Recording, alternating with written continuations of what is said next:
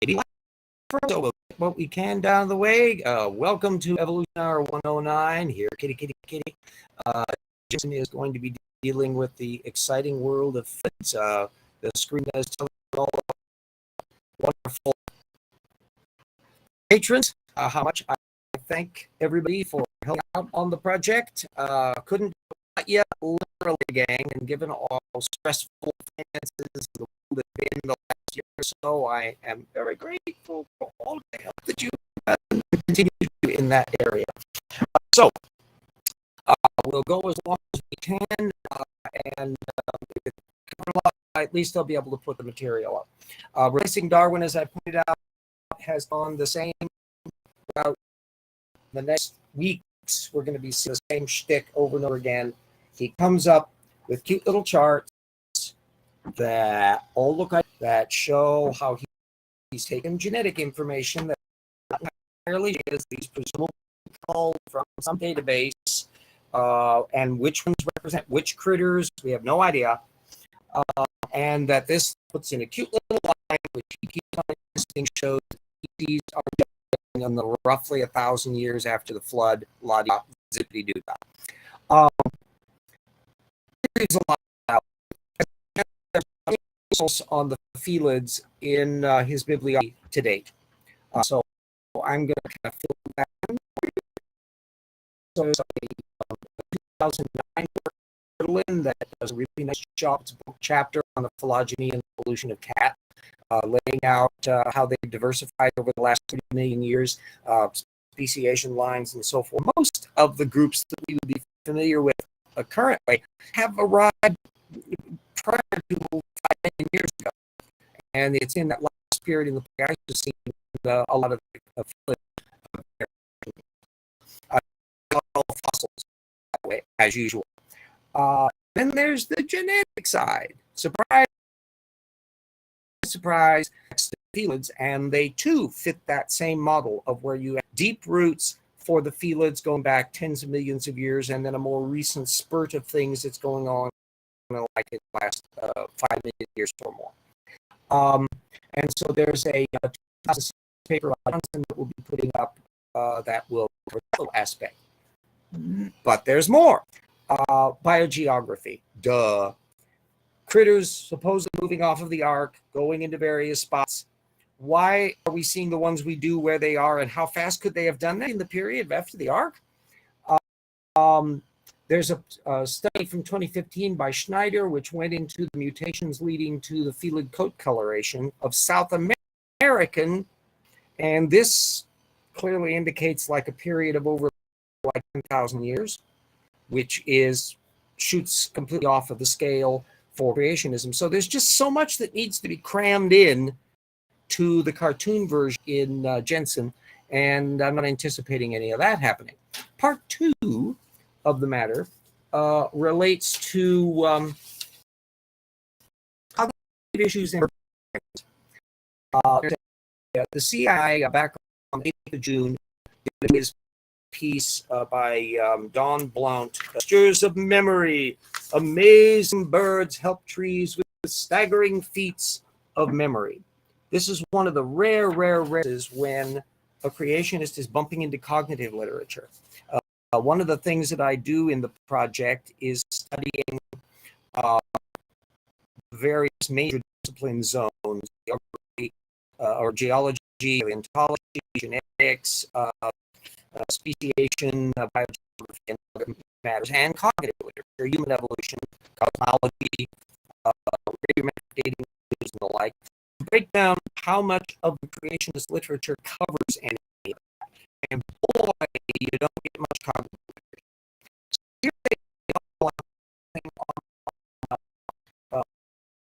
memory and deep sea storage. They're able to only one bloody technical from 1973. 40 years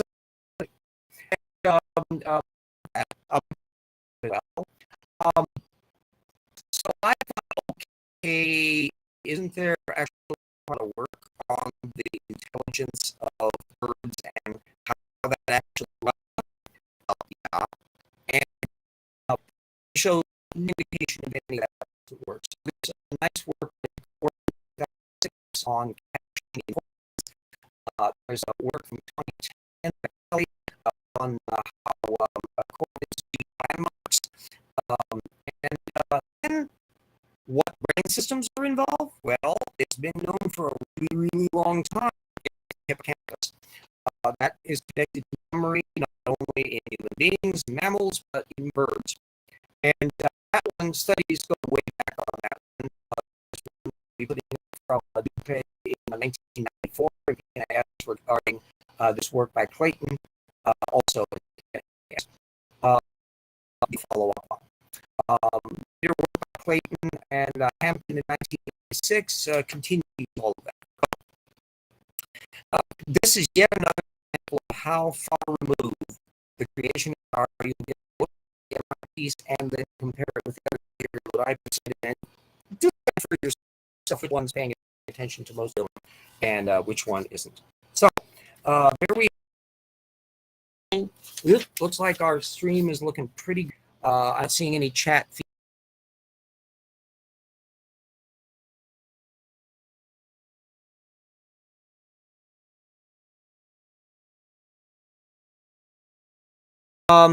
Oh, well, now we're back up to a fairly good bit. I'll just give you a continuing update on the research. This stuff here that Jeanson connects up directly with the a big appendix that we'll be having in the new book on the Ark Encounters kind list, which is the smallest kind list that I know of in the anti-evolution community. It's about 1,500 kinds or so on board.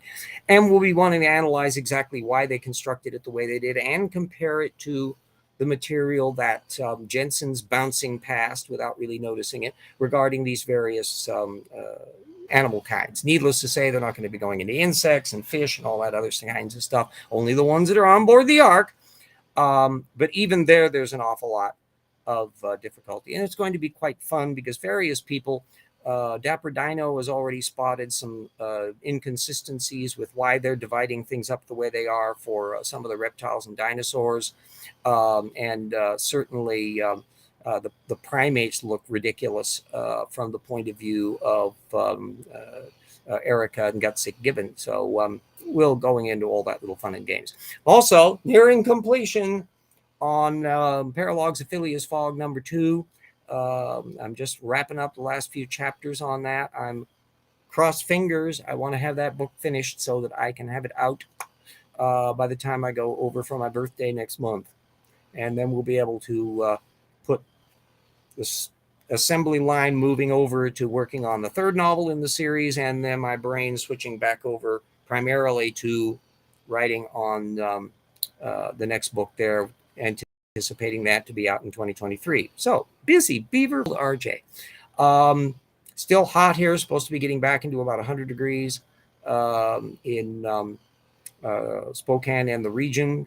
So everybody stay bloody cool and calm and collected. Next Saturday, I will be delivering the second of my lectures for some international visitors on the separation of church and state issue that a Seattle university, don't ask me why it's ended up in Spokane, long story,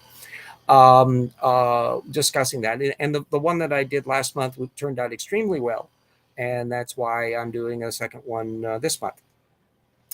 It was a really informative meeting involving people from very diverse spots, very diverse religions, and it was all a wonderful discussion. We had a lot of really great questions in that going on, and who knows, maybe even that will lead to more lecture modes. Anybody out there who wants a lecturer, I'm available. Heck mighty.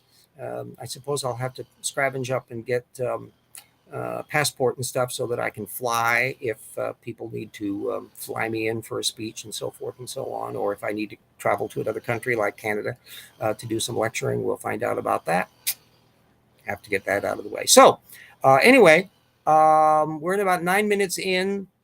That at least gets us up to speed on things. You'll have a wonderful bunch of technical literature to follow up on. The old RJ is keeping busy and cool here in Spokane.